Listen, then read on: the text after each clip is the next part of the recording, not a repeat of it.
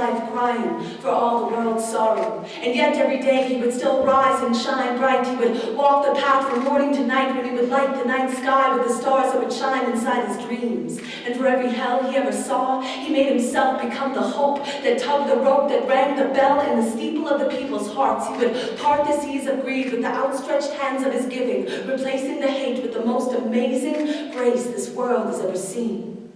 A week ago, another war started, and there wasn't a poem inside me that wasn't crying. There wasn't a poem inside me that didn't pound with the sound of 1,000 bombs screaming to where children on the ground were dying, and I didn't want to speak. I didn't want to sleep, because I didn't want to wake to another morning of mourning so many when already tombstones had paved as many prairies as highways had, and traffic was backed up to my heart.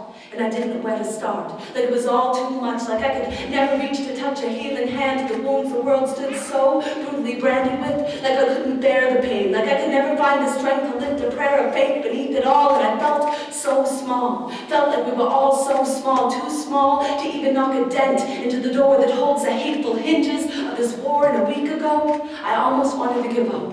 But then I remember the story of the man who lived his life as a light. Through even the darkest nights, his eyes held the song of the dawn, and his sorrow was the thing that kept him moving on, kept him building a better tomorrow. I remember the story, and somewhere behind everything inside me that had felt so small, behind every voice inside me that was doubting, came a voice behind that, loud and proud, like my grandmother's voice shouting, "What do you mean you're small? Of course you're small. We're all small. But we are small like the moon is small in the sky, and not a wave would ever find its way to shore without us.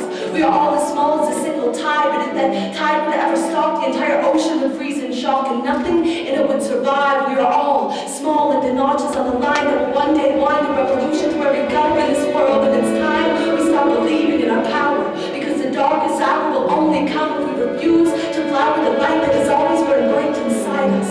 So decide, what would you die for? Then live every moment of your life like you were born into this life just to save it, knowing the light at the end of the tunnel is the fire of your faith, so never put it out. And every time you start to doubt, listen to the cries of everyone who has come before you, pushing you on. They know there has never been a bomb built that will put the petals of your power when you allow yourself to bloom. When you bloom, there will be no room for anything else. Gandhi said, you must be the change you wish to see in the world. So you've been curled up and sad?